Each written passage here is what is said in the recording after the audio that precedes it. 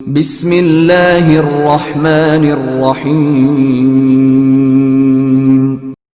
इक़रा बिस्मि रब्बिकल्लज़ी खलक़।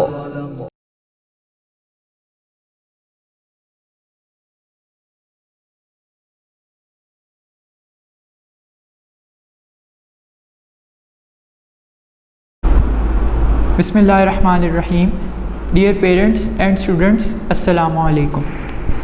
कोविड-19 की वजह से स्कूल बंद होने से पहले आप लोग 9th क्लास का फ़िज़िक्स का चैप्टर नंबर 1 डिस्कस कर रहे थे, लेकिन जहाँ तक आपने वो चैप्टर डिस्कस किया था उसके बाद जो टॉपिक्स हैं वो ज़्यादातर वो टॉपिक्स थे जिनको हमने क्लास में दिखाना था, like vernier calliper, micrometer, screw gauge, measuring, balance, metre rod.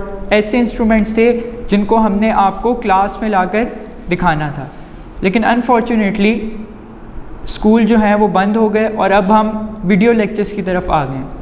So video lectures में उस तरह हम आपको वो चीज़ें नहीं करवा सकते, प्रैक्टिकली नहीं दिखा सकते। सो इसलिए हमने अब क्या किया है, हमने जो आपका फ़र्स्ट चैप्टर था उसे स्किप कर दिया है। वो जब इंशाल्लाह दोबारा स्कूल खुल जाएंगे और जब आप स्कूल वापस आ जाएंगे फिर हम आपको वो क्लास में जो जितने भी मैंने इंस्ट्रूमेंट्स के नाम लिए वो आपको क्लास में दिखा दिए जाएंगे और बुक से भी आपको उनके बारे में बता दिया जाएगा और आपका वो चैप्टर कंप्लीट हो जाएगा। Today we are going to start our second chapter of our physics book. इसमें थोड़ा सा हम माज़रत चाहते हैं कि हम थोड़ा सा फ़िज़िक्स को 9th क्लास की फ़िज़िक्स को शुरू करने में थोड़ा सा लेट हो गए। उसकी रीज़न ये थी कि हम पिछली वीडियोस को के बारे में काम कर रहे थे और उनको अपलोड कर रहे थे, लेकिन अब से इंशाअल्लाह फ़िज़िक्स की वीडियोस 9th क्लास को कॉन्टीन्यूसली मिलती रहेंगी। अब हमारा पढ़ने का तरीका क्या होगा, आपने दूसरे सब्जेक्ट्स में भी देखा होगा जो कि ऑनलाइन आपके पास वीडियोस पहुंच रही हैं। सो इसमें हमारे पढ़ने का तरीका ये होगा कि सबसे पहले जो हमारे चैप्टर का नेम होगा हम उससे स्टार्ट करेंगे, उसकी डेफिनेशन देखेंगे, ठीक है। उसके अलावा आपकी बुक में अगर आप अपना यूनिट नंबर 2 ओपन करो काइनेमेटिक्स का। अच्छा, इसमें एक और मैं आपको बात बता दूं कि आपने जब ये लेक्चर सुन रहे होगे आप या देख रहे होगे तो आपने अपने पास क्या क्या चीज़ें रखनी हैं। आपने अपने पास अपनी टेक्स्ट बुक रखनी है फ़िज़िक्स की, उसके अलावा आपके पास एक नोटबुक होनी चाहिए या रजिस्टर होना चाहिए, और इंशाअल्लाह जब आप ये लेक्चर सुन रहे होगे उससे 1 दिन या 2 दिन बाद आपको आपके जो आपने स्कूल को अपना व्हाट्सएप नंबर दिया हुआ है उस व्हाट्सएप नंबर पर आपके पास PDF फॉर्म में इस चैप्टर के नोट्स भी पहुंच जाएंगे। उन नोट्स में मैं बताता चलूँ कि उन नोट्स में क्या होगा। उन नोट्स में आपके पास MCQs होंगे जो कि चैप्टर के अंदर से बने होंगे, उनके आंसर्स भी वहाँ पर मेंशन होंगे। उसके अलावा चैप्टर के अंदर से शॉर्ट क्वेश्चंस होंगे जिनको आप देखोगे। उसके अलावा आपके पास जो लॉन्ग क्वेश्चंस हैं इस चैप्टर के वो भी आपके पास अटैम्प्ट वहाँ हुए होंगे, आपने उनको देखकर वहाँ से याद करना होगा। उसके अलावा जो चैप्टर के एंड पे आपके पास एक्सरसाइज होती है जिसमें आपके पास शॉर्ट क्वेश्चंस हैं वो भी वहाँ पर होंगे, और एट दी एंड न्यूमेरिकल्स जो हैं, न्यूमेरिकल्स हम यहाँ पर क्लास में वीडियो में डिस्कस किया करेंगे। एग्जाम्पल्स भी हम लेक्चर में डिस्कस किया करेंगे और न्यूमेरिकल्स भी। मैं आपको अगर 10 न्यूमेरिकल हैं तो 10 के 10 यहाँ नहीं करवाऊँगा, मैं आपको 1 या 2 करवाऊँगा। अगर अगला न्यूमेरिकल उन 2 से मिलता जुलता हुआ तो मैं आपको वो खुद करने को दूँगा। नोट्स में न्यूमेरिकल्स नहीं सॉल्व करके आपको मिलेंगे, वो आपने खुद सॉल्व करने हैं, ठीक है। So starting with the second chapter, सबसे पहले हम आपकी बुक में हर चैप्टर के स्टार्ट में, जैसे कि आपने चैप्टर नंबर 1 में भी देखा था, 3 पोर्शंस बने होते हैं चैप्टर के स्टार्ट में। सबसे पहले होता है स्टूडेंट्स लर्निंग आउटकम्स।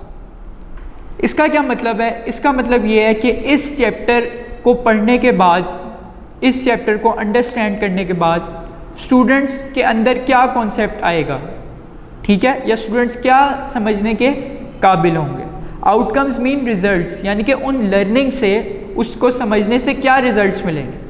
उन रिजल्ट्स को मैं बारी बारी पढ़ता जाता हूँ, एक्सप्लेन नहीं करूँगा, मैं आपको बता दूँगा कि ये चीज़ हम यहाँ पढ़ेंगे। Number 1, describe using examples how objects can be at rest and in motion simultaneously. हमने इस चैप्टर के स्टार्ट में, जैसे कि आपने देखा भी होगा, जो कि हमारा फर्स्ट टॉपिक है रेस्ट एंड मोशन, इसके बारे में डिस्कस करना है कि कोई भी बॉडी रेस्ट पर कब होगी और मोशन में कब होगी। When will a body at rest and in motion, वो कंडीशंस हम डिस्कस करेंगे। और एक और बड़ी इंटरेस्टिंग चीज़ हम डिस्कस करेंगे, ये चीज़ तो हमें समझ आ जाएगी कि इस वक्त at that time this body is at rest और this body is in motion, ठीक है। लेकिन हम ये कैसे पता चलाएंगे कि एक बॉडी साइमल्टेनियसली का मतलब होता है एक ही वक्त, बैक वक्त या एक ही वक्त कोई बॉडी रेस्ट पर भी होगी और मोशन में भी होगी। ये किस तरह से पॉसिबल है, how it can be possible. So we will study this example, this interesting example in our first lecture. Second point, identify different types of motion. हम मोशन को हमने डिस्कस कर लेंगे, उसके बाद हम मुख्तलिफ टाइप्स उसकी इकसाम को डिस्कस करेंगे, जिनमें number 1 translatory motion, linear motion, circular motion. हमें ये तो पता चल गया कि जी बॉडी मोशन में है, मूव कर रही है, लेकिन डिफरेंट स्टेट्स हो सकती हैं। जैसे कि एक पर्सन है, वो सड़क पे चल रहा है, वॉक कर रहा है, पंखा चल रहा है, ठीक है, फैन वर्किंग में है, जो अर्थ है वो मूव कर रही है अराउंड द सन। तो ये डिफरेंट टाइप्स है मोशन की, हर एक की जो टाइप है वो डिफरेंट है दूसरे से। सो इन टाइप्स को भी हम डिस्कस करेंगे, और फिर आप डेली लाइफ से विजुलाइज करके देखोगे कि ये जो मोशन है ये कौन सी टाइप की है। Which type of motion is this? Is this a translatory motion, a circular motion, a rotatory motion, or a linear motion?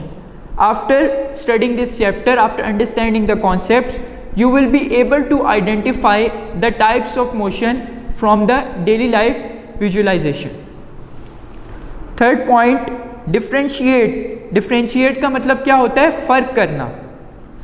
With examples between distance and displacement, speed and velocity. जब आप ये topic discuss करोगे, distance, displacement, speed and velocity, ये सारी basically हमारे पास क्या हैं? Physical quantities हैं। आपने चैप्टर नंबर 1 में फिजिकल क्वांटिटीज़ को डिस्कस किया है कि all measurable quantities are known as physical quantities. वो तमाम क्वांटिटीज़ जिनको आप मेजर कर सकते हो वो क्या होती हैं? Physical quantities. तो इस चैप्टर में हम डिफरेंट फिजिकल क्वांटिटीज़ को देखेंगे, उनमें उनको एग्जाम्पल्स के साथ डिफ्रेंशिएट करेंगे, और फिर डेली लाइफ की एग्जाम्पल्स को देखकर भी उनमें डिफ्रेंशिएट करेंगे। Next, differentiate with examples between scalar and vector quantities. This is a very important concept in physics, scalar and vector. आप आगे क्लासों में जाकर फिजिक्स पढ़ोगे, आगे जो भी आप अपने कैरियर को परस्यू करोगे उसमें स्केलर और वेक्टर, ख़ासतौर पे अगर इंजीनियरिंग में आप जाते हो तो वहाँ जाकर भी स्केलर वेक्टर क्वांटिटीज़ आती हैं, और वहाँ भी आपको उनका कॉन्सेप्ट पता होना चाहिए। तो वो ये the most important concept in the physical quantities are the scalar and vector quantities.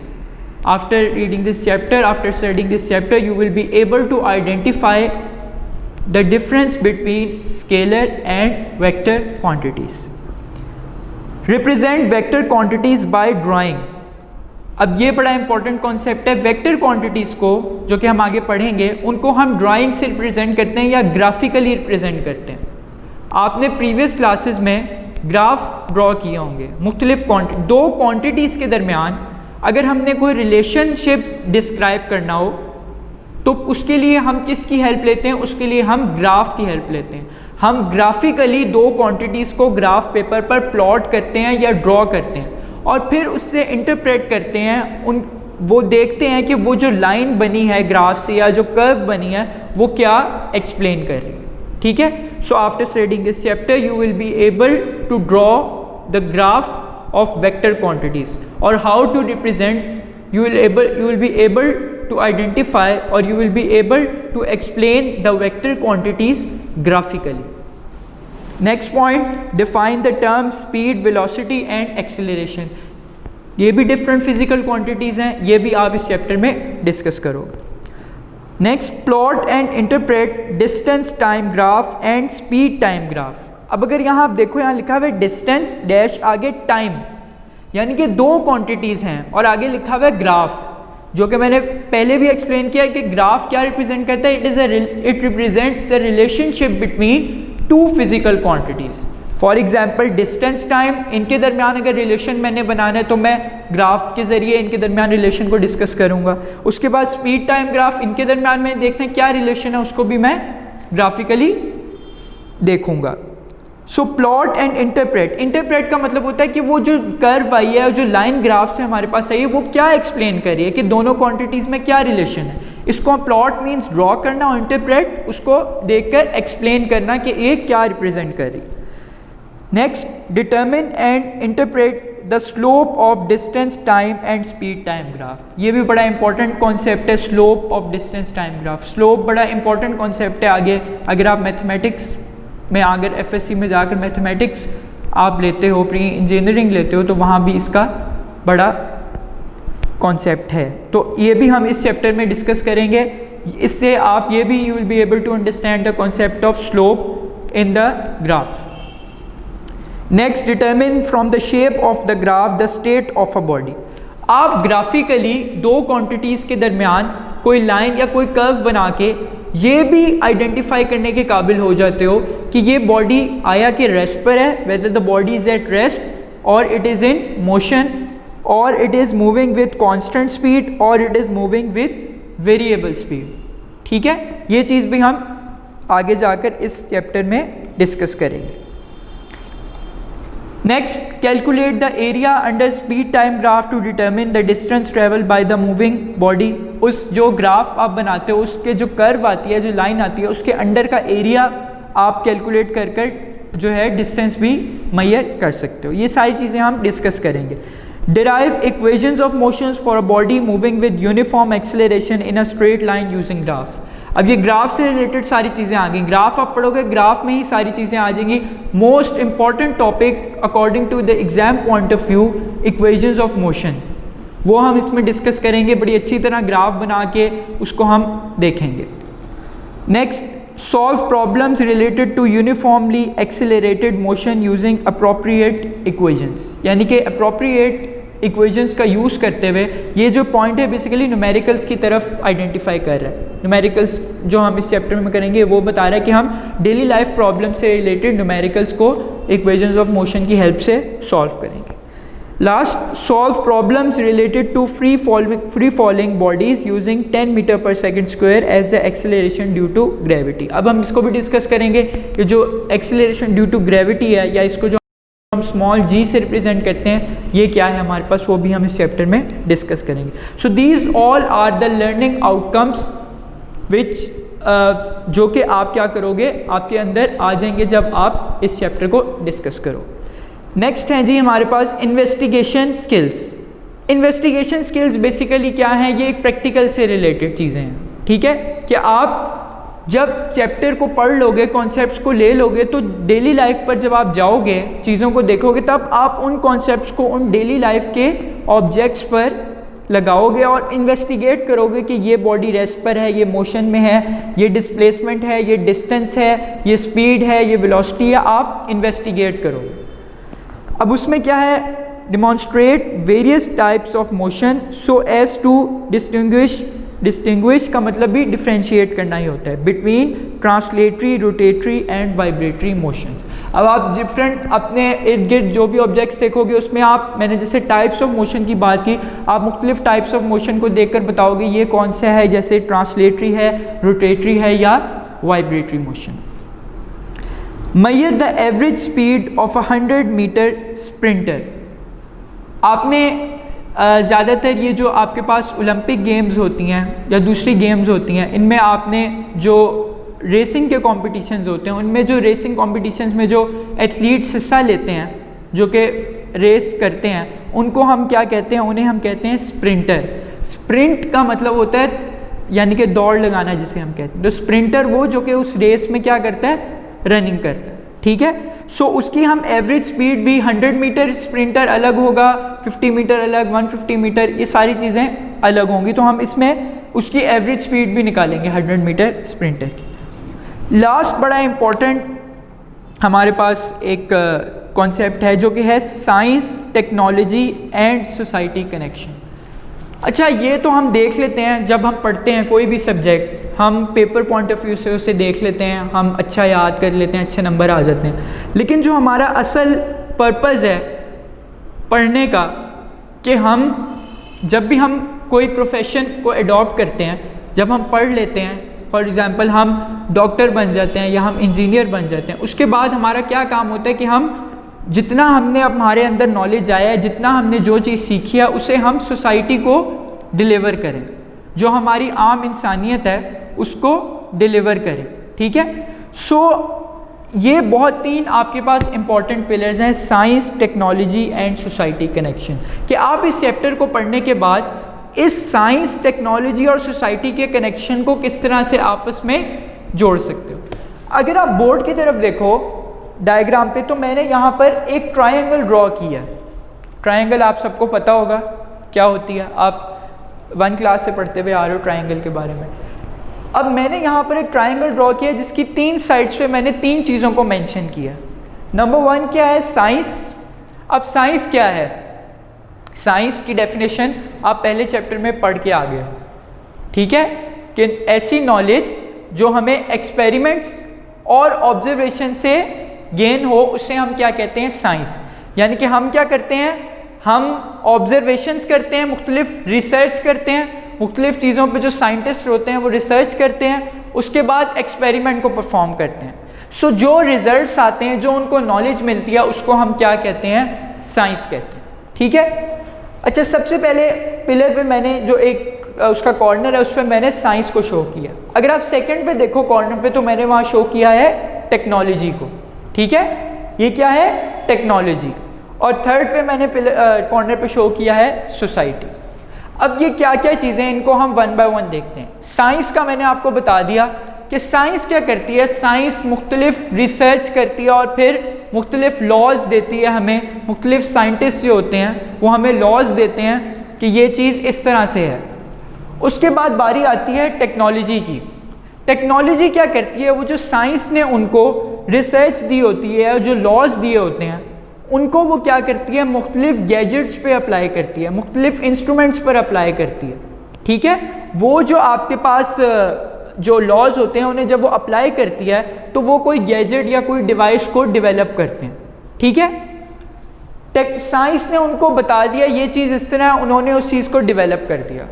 अब वो डेवलप करके अपने पास तो नहीं रखेंगे, जाहिर बात है उन्होंने डेवलप किया है वो चीज़, उससे वो आगे क्या करेंगे, उसकी मार्केटिंग करेंगे, उसे आगे मार्केट में लाएंगे। और जब उसको मार्केट में लाएंगे तो मार्केट में वो चीज़ किसको अवेलेबल होगी, आम लोगों को, हम लोगों को, जो कि उस चीज़ को क्या करेंगे, यूज़ करेंगे। ठीक है, सो अगर इनमें से एक भी जो हमारे पास एलिमेंट है वो हट जाए अपनी जगह से, फॉर एग्जांपल साइंस हट जाए, अब साइंस नहीं होगी, रिसर्च नहीं होगी, तो आगे टेक्नोलॉजी वाले जो टेक्नोलॉजिस्ट होंगे वो क्या करेंगे, उनको कोई चीज़, कोई लॉ या कोई ऐसी चीज़ नहीं मिलेगी कि जिस पे वो गैजेट्स को या इंस्ट्रूमेंट्स को डेवलप कर सकें।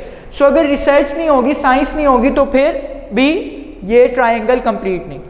अगर तो टेक्नोलॉजी नहीं है, साइंस ने बता दी ये चीज़ ऐसे, लेकिन उसको कोई डेवलप करने वाला, उसमें मॉडिफिकेशंस करने वाला कोई भी नहीं है, तो फिर भी कोई फ़ायदा नहीं उस साइंस का या उस रिसर्च का, जब वो चीज़ आगे ही नहीं जा रही। ठीक है, लास्ट में सोसाइटी, अगर तो कोई सोसाइटी नहीं है, लोग ही नहीं है, तो उन्हें वो जो उन्होंने इतने पैसे खर्च करके, इतनी उस पर इन्वेस्टमेंट करके जो वो चीज़ बनाई है, अगर तो वो आगे उसको बेचेंगे नहीं तो उसका भी कोई फ़ायदा नहीं। अगर आपने एक चीज़ नॉलेज हासिल करके एक चीज़ बनाई है और वो आप आगे जो है इंसानियत को नहीं प्रोवाइड कर रहे उनके यूज़ के लिए, तो फिर भी उस चीज़ का कोई फ़ायदा नहीं। सो ये जो तीनों एलिमेंट्स हैं ये आपस में इंटरकनेक्टेड हैं। अगर तो एक भी इनमें से हट जाए तो फिर बाकी दो का कोई फ़ायदा नहीं। इसकी बहुत सारी एग्जांपल्स आप देख सकते हो डेली लाइफ से, जिनमें हम अगर आप एग्जांपल डिस्कस करो तो जो हमें एक फ़िज़िक्स में हम आगे चैप्टर 6 में जाकर पढ़ेंगे, law of conservation of energy. Scientist ने ये बता दिया कि जो एनर्जी है वो क्रिएट नहीं की जा सकती, ना डिस्ट्रॉय की जा सकती है, लेकिन एनर्जी को एक फॉर्म से दूसरी फॉर्म में कन्वर्ट किया जा सकता है। साइंस ने हमें कह दिया कि जी एनर्जी को आप क्रिएट नहीं कर सकते, ना आप डिस्ट्रॉय कर सकते हैं, लेकिन आप उसे एक फॉर्म से दूसरी फॉर्म में ले जा सकते हैं। साइंस ने बता दिया। अब टेक्नोलॉजी ने उस कॉन्सेप्ट को लिया और उसको मुख्तलिफ इंस्ट्रूमेंट्स पर अप्लाई किया। किस तरह?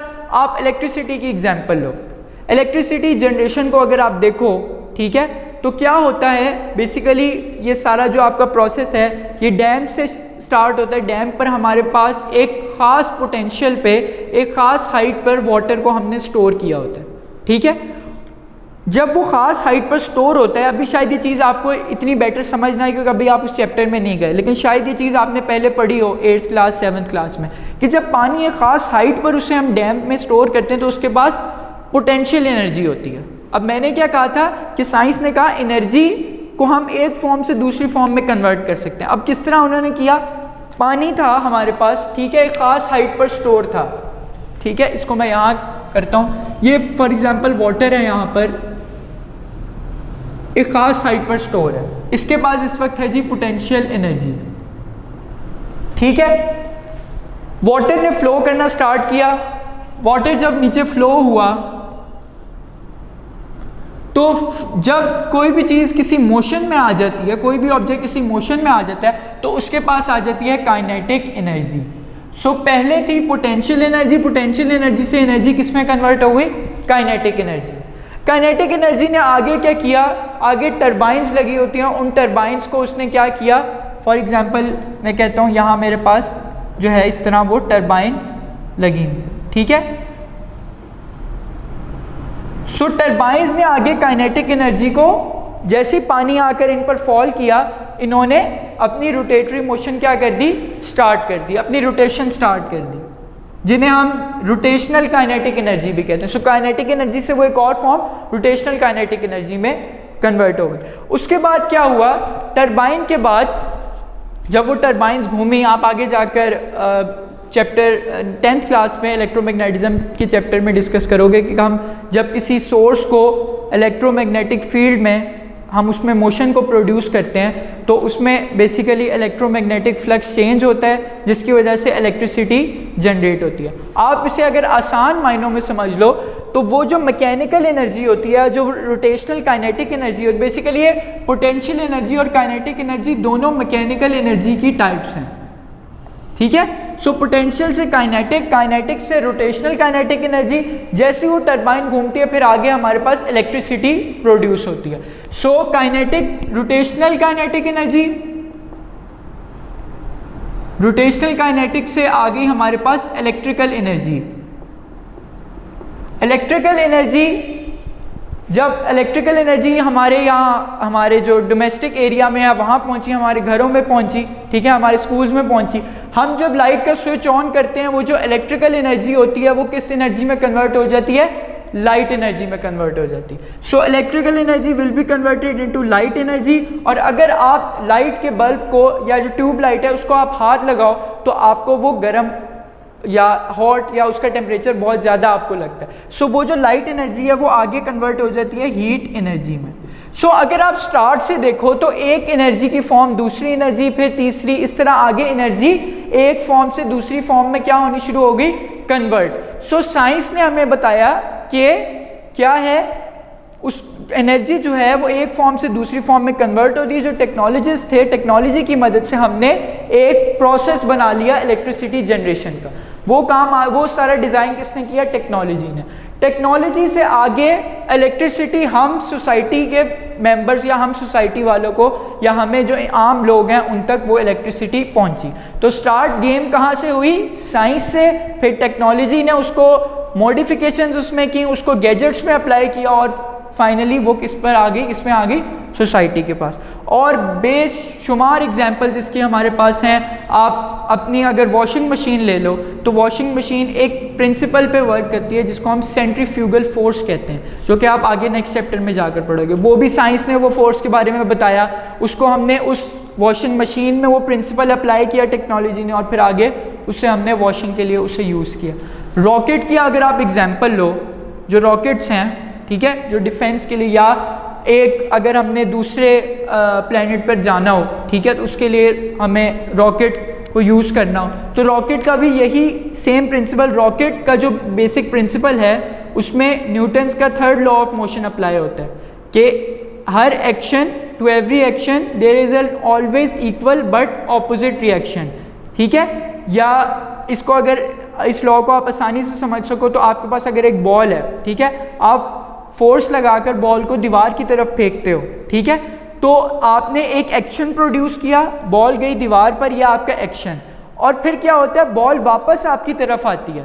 ठीक है, जितना आप फोर्स अप्लाई करते हो दीवार पर, दीवार ऑपोजिट फोर्स उस बॉल पर अप्लाई करती है और बॉल कहाँ आती है, वापस। इसी तरह रॉकेट में जो फ्यूल होता है, अंदर जो गैसेस होती हैं, उनको जब हम बर्न करते हैं तो वो जो गैसेस होती हैं, हॉट होती हैं, वो नीचे की तरफ जाती हैं, उनकी मोशन नीचे की तरफ होती है, और उसके उस एक्शन के ऑपोजिट रॉकेट क्या करता है, रॉकेट ऊपर की तरफ मूव करता है। जो हॉट गैसेस होती हैं वो नीचे की तरफ मूव करती हैं, और जो रॉकेट है उस एक्शन के ऑपोजिट एक रिएक्शन प्रोड्यूस होता है और रॉकेट ऊपर की तरफ मूव होता है। तो ये न्यूटन ने हमें उसने लॉ दिया, टेक्नोलॉजी वालों ने उसे अप्लाई किया, और आगे वो फिर डिफेंस के लिए या एक जगह से दूसरी जगह जाने के लिए यूज़ हुआ। सो इस तरह बहुत ज़्यादा एग्जांपल्स हैं फिज़िक्स में जिसमें हमारे पास हमें साइंस, टेक्नोलॉजी और सोसाइटी के दरमियान रिलेशन का पता चलता है। अच्छा, मैंने आपको इस चैप्टर में ये रीड करके बता दिया, ख़ास तौर पे science, technology and society connection. जो हम नेक्स्ट चैप्टर्स पढ़ेंगे उसमें मैं आपको इतना ब्रीफ नहीं करूँगा, उसमें आपने खुद इन चीज़ों को देखना है। ठीक है, ये फर्स्ट चैप्टर था इसलिए मैंने ये चीज़ आपको यहाँ पर एक्सप्लेन कर दी। अब हम मूव करते हैं अपने चैप्टर के फर्स्ट टॉपिक की तरफ, विच इज़ काइनेमेटिक्स। ठीक है, अब काइनेमेटिक्स क्या है? आपने फिज़िक्स जब स्टडी किया, पहला चैप्टर फिज़िक्स की डेफिनेशन में क्या था? It is a mutual relationship between matter and energy. ठीक है, मैटर का आपको पता है क्या है, ठीक है, मैटर की स्टेट्स का आपको पता है, सॉलिड, लिक्विड, गैसेस, आप पढ़ के आए हो पिछली क्लासेस में, उस पर मैं नहीं जाऊंगा, मैं आगे मूव करूंगा। आपने फिर फिजिक्स की ब्रांचेस को डिस्कस किया। ठीक है, जैसे एक ट्री होता है उसकी ब्रांचेस होती हैं, शाखें होती हैं, इस तरह फिजिक्स एक ट्री है, उसकी डिफरेंट ब्रांचेस हैं। उन ब्रांच में आपने एक ब्रांच डिस्कस की थी मैकेनिक्स। वो मैकेनिक्स ब्रांच क्या थी? अगर मैं आपको पीछे लेकर जाऊं, अगर आप अपनी बुक का पेज नंबर 3 ओपन करो तो वहाँ येलो बॉक्स में ब्रांचेस ऑफ फिजिक्स में मैकेनिक्स एक ब्रांच लिखी हुई है। क्या है definition? It is the study of motion of objects, its causes and affects. ये क्या करती थी? ये मोशन ऑफ ऑब्जेक्ट्स को डील करती है, यानी कि वो ऑब्जेक्ट्स जो मोशन में हो, फिर इट्स कॉजेज एंड अफेक्ट्स। अब अगर आप मैकेनिक्स को देखो तो मैकेनिक्स में 3 चीज़ें हैं। मैकेनिक्स में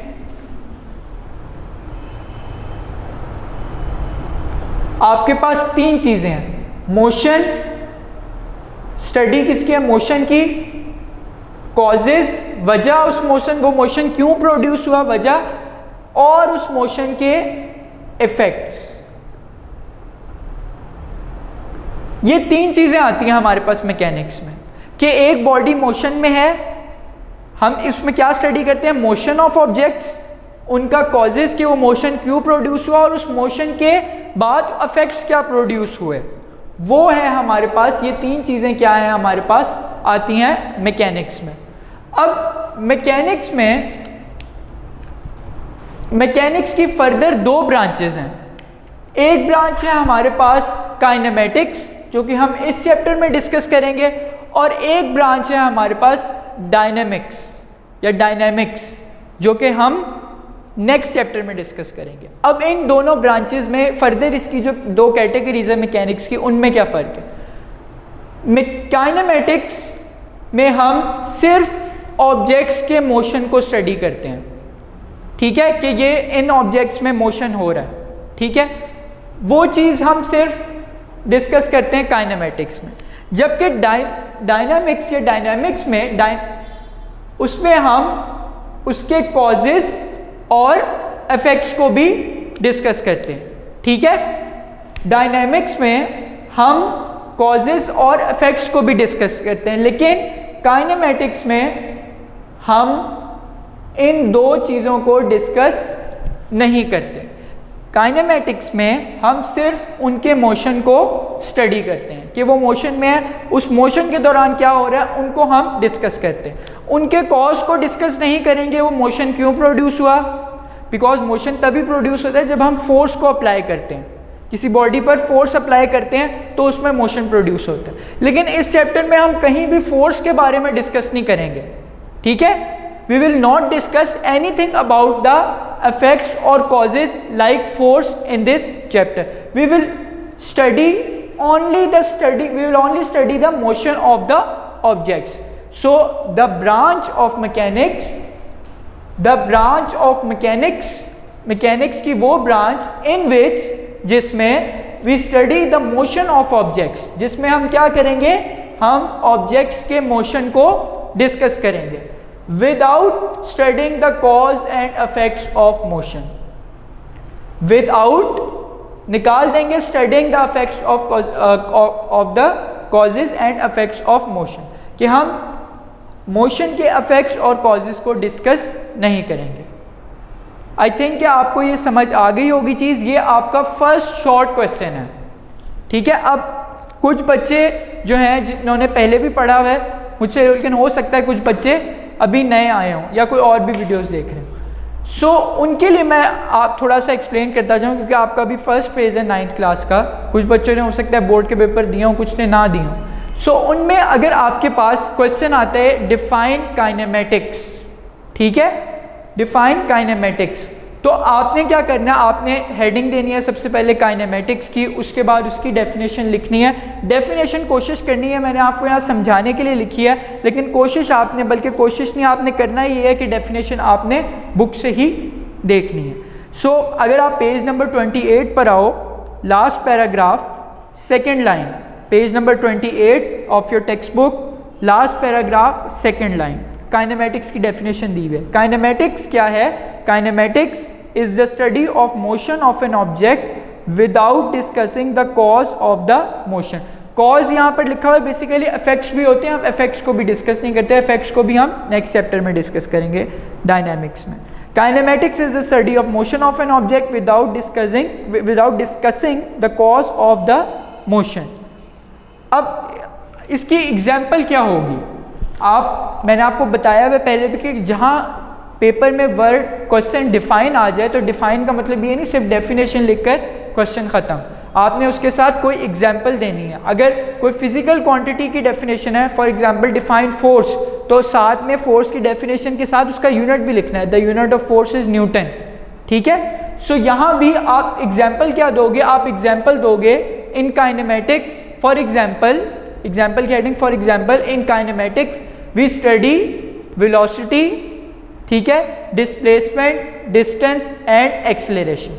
ये डिफरेंट चीज़ें आप इस चैप्टर में आगे जाकर फर्दर डिस्कस करोगे, लेकिन आप डेफिनेशन में ये लिखोगे चीज़ साथ में, इस डेफिनेशन लिखने के बाद कि for example in kinematics we will study force नहीं, we will study velocity, acceleration, distance and displacement, ठीक है। सो ये डेफिनेशन के साथ एग्जाम्पल भी देनी है, सिर्फ डेफिनेशन ही लिखनी, वरना 1 नंबर मिलता है शॉर्ट में या 1.5। सो 2 नंबर, क्योंकि कंपटीशन बहुत ज़्यादा है, एक नंबर का आपका कंपटीशन होता है, तो इसलिए उसको भी आपने नहीं छोड़ना। हर जो डिफाइन आ जाए, जहाँ या शॉर्ट क्वेश्चन में कुछ भी आ जाए, साथ में एग्जाम्पल या यूनिट, अगर कोई फिजिकल क्वांटिटी है तो यूनिट लाजमी मेंशन करना। सो आई थिंक आपको काइनेमेटिक्स का कॉन्सेप्ट समझ आ गया होगा। अब क्या हम डिस्कस करेंगे in this unit? We will study the types of motion, scalar and vector quantities पहले भी बता दिया, relationship between displacement, speed, velocity and acceleration, linear motions and equations of motion. अब हम अपने फर्स्ट आर्टिकल की तरफ मूव करते हैं। 2.1, 2 stands for chapter number 2 and आगे 0.1 मीन्स आर्टिकल नंबर 1, चैप्टर 2 का article number 1, 2.1 rest and motion. अब रेस्ट और मोशन, ये भी शॉर्ट क्वेश्चन आता है आपके पास कि differentiate between rest and motion. ये बात जो जिन बच्चों ने पढ़ा है मुझसे थोड़ा सा फिजिक्स पढ़ी है, उनको मैंने बताया हुआ है। नए बच्चों के लिए मैं फिर बताता जाऊँ कि जब भी क्वेश्चन आए डिफ्रेंशिएट या difference write down the difference between rest and motion, या क्वेश्चन आए differentiate between rest and motion. Differentiate का वर्ड जहां भी आए आपने शॉर्ट क्वेश्चन में सबसे पहले लाइन लगा लेनी, ठीक है। आपकी आसानी के लिए मैं यहां पर इनको इसी तरह लिख देता हूं, क्योंकि आप में से कुछ हो सकता है बच्चे नए हो, तो उनके लिए मैं उसे शॉर्ट क्वेश्चन की तरह ही लिख देता हूं। आपके पास क्वेश्चन आता है कि जी differentiate between rest and motion. आपने क्या करना है, आपने लाइन लगा लेनी है पहले अपने शॉर्ट क्वेश्चन, ठीक है। एक तरफ आप डेफिनेशन लिखोगे रेस्ट की, एक तरफ आप डेफिनेशन लिखोगे मोशन की, ठीक है। सो सबसे पहले आते हैं हम रेस्ट की डेफिनेशन पर। रेस्ट की डेफिनेशन क्या है जी, if a body does not change its position with respect to its surroundings it is, इसको यहाँ आकर मैं लिख देता हूँ, आगे है it is said to be at rest। क्या कंडीशन है, if a body, एक body does not change its position with respect to its surroundings it is said to be at rest। अब इसकी एग्जाम्पल क्या हो सकती है, इसकी एग्जाम्पल इसी तरह जैसे मैं यहाँ पर खड़ा हूँ, ठीक है। मैं यहाँ पर खड़ा हूँ और यहाँ पर फॉर एग्जाम्पल अगर मैं क्लासरूम में खड़ा हूँ, ठीक है, और स्टूडेंट्स बैठे हुए हैं और मैं यहाँ पर खड़ा हुआ हूँ और बोल रहा हूँ, तो उनके लिए मैं क्या हूँ, उनके लिए मैं रेस्ट पर हूँ। मैं उनके सराउंडिंग्स, जो मेरी सराउंडिंग्स हैं, जो कि स्टूडेंट्स बैठे हुए हैं, उनके मुताबिक रिस्पेक्ट टू इट्स सराउंडिंग्स, उनके मुताबिक मैं अपनी पोजीशन को चेंज नहीं कर रहा, मैं अपनी जगह पर खड़ा हूँ। तो उनके मुताबिक मैं क्या हूँ, मैं रेस्ट पर हूँ। सो यही वो कह रहा है कि if a body does not change its position with respect to its surroundings it is said to be at rest, ठीक है। कि अगर कोई बॉडी अपने सराउंडिंग्स के एतबार से मूव नहीं कर रही, अपनी पोजीशन को चेंज नहीं कर रही, तो वो किस पर है, रेस्ट पर है, ठीक है। अब इसकी अगर मैं एग्जाम्पल डिस्कस करूं, इसकी एग्जाम्पल आपकी बुक में भी दी हुई है। आप अगर आओ 2.1 आर्टिकल, पहले हम डेफिनेशन देख लेते हैं। A body is said to be at rest if it does not change its position with respect to its surroundings. अब सराउंडिंग्स क्या है, नीचे बताता है, वो surroundings are the places in its neighbourhood where various objects are present. यानी कि surroundings जो उसके आसपास के लोग हैं या आसपास के ऑब्जेक्ट्स हैं, वो उसकी क्या है, सराउंडिंग्स। अब आगे मोशन की दी हुई है, उससे नीचे आ जाएं आप। द स्टेट ऑफ रेस्ट और motion of a body is relative. For example, a passenger sitting in a moving bus is at rest because she is not changing his position with respect to the other passengers or objects in the bus. अब उसमें यहाँ पर वो कह रहा है कि अब मैंने जैसे आपको स्टार्ट में बताया था कि एक बॉडी साइमल्टेनियसली एक ही वक्त में रेस्ट पर भी हो सकती है और मोशन में भी हो सकती है। पहले हम मोशन को डिस्कस करते हैं कि मोशन क्या है। मोशन है जी, इफ अ बॉडी, अगर एक बॉडी चेंजेस, तब्दील करती है its position with respect to its surroundings, अपनी सराउंडिंग्स के एतबार से वो अपनी पोजीशन को चेंज करती है, it is said to be in motion. वहां एड था, यहां होगा it is said to be in motion, ठीक है। अब इसकी एग्जांपल लेते हैं।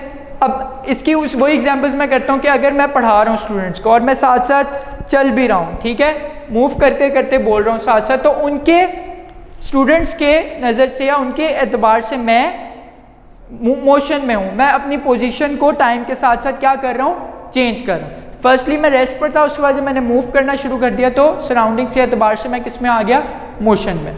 अब हम ये चीज़, ये तो बड़ी आसान है कहना कि जी एक चीज़ मैं यहाँ पर खड़ा हूँ, रेस्ट पर हूँ, मैंने मूव करना शुरू कर दिया, मैं मोशन में। अब एक बॉडी साइमल्टेनियसली एक ही वक्त में रेस्ट और मोशन में किस तरह होती है, उसकी एक एग्जाम्पल यहाँ लिखी हुई है, एक मैं आपको और एग्जाम्पल दूंगा। पहले यहाँ वाली डिस्कस कर लेते हैं।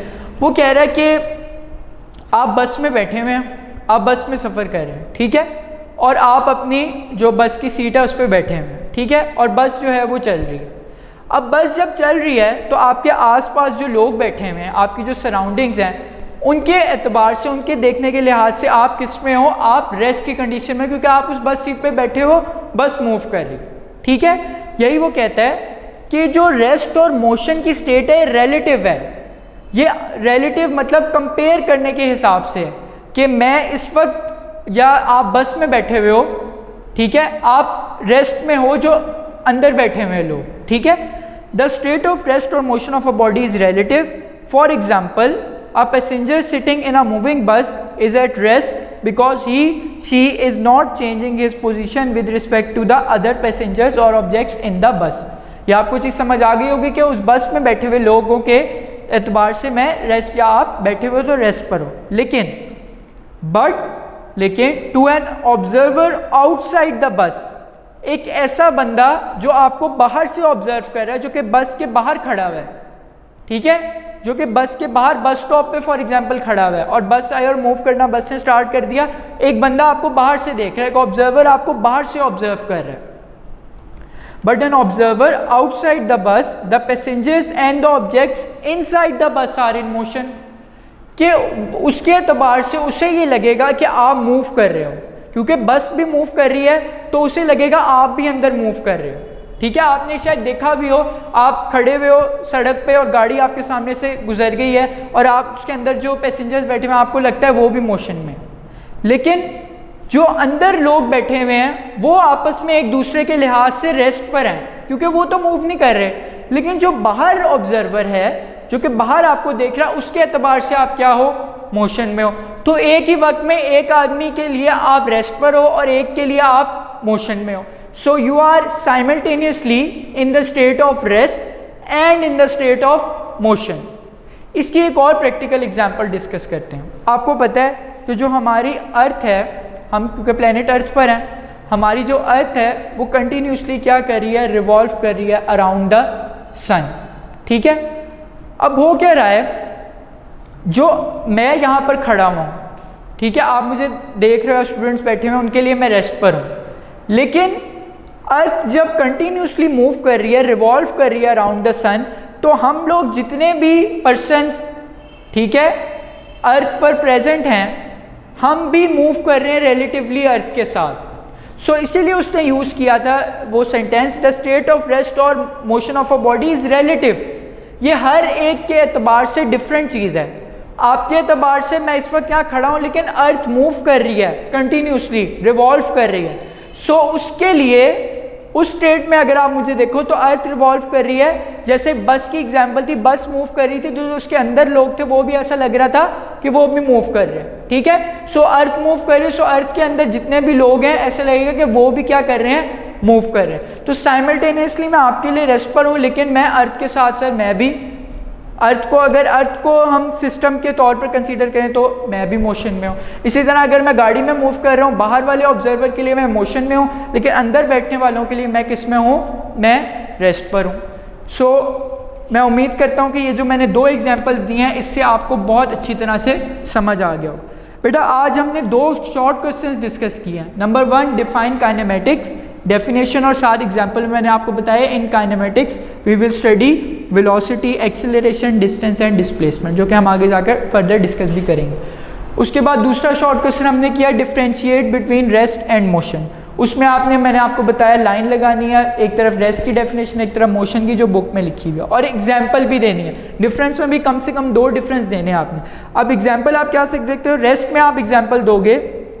For example, a passenger sitting in a moving बस is at rest because she is not changing his her position with respect to the other passengers or objects in the bus। ये आ जाएगा rest में। उसके बाद आप आओगे motion में, उसमें आप लिखोगे टू एन ऑब्जर्वर, बट को काट दोगे, वो बट लिखने की वहाँ पर जरूरत नहीं होगी कि वहाँ आप क्वेश्चन को उसको अटेम्प्ट करो। आप लिखोगे to an observer outside the bus, the passengers and the objects inside the bus are in motion. So एक में आप रेस्ट की एग्जाम्पल लिख दोगे, एक में मोशन की, आपका क्वेश्चन कंप्लीट हो जाएगा, आपको नंबर मिल जाएंगे। सो आज बेटा हमने 2 क्वेश्चंस को डिस्कस किया। अगर आपको ये साइंस टेक्नोलॉजी सोसाइटी कनेक्शन जो मैंने स्टार्ट लिया और ये जो 2 टॉपिक मैंने आपको पढ़ाए डेफिनेशन काइनेमेटिक्स के और रेस्ट और मोशन में, इसमें अगर आपको कोई भी इशू होता है तो इस वीडियो के एंड पर आपके पास एक व्हाट्सएप नंबर आपको नज़र आ रहा होगा जो कि एकेडमी और स्कूल का है, उस पर आप अपनी क्यूरी भेज सकते हो through voice message, through text message या थ्रू एन इमेज। इंशाल्लाह जो भी आपकी क्यूरी होगी उसे हम नेक्स्ट लेक्चर के स्टार्ट में सॉल्व करेंगे। आज के लिए हमारा जो टॉपिक था और जो हमारा काम था आज का वो इतना ही। Thank you so much. अल्लाह हाफ़िज़।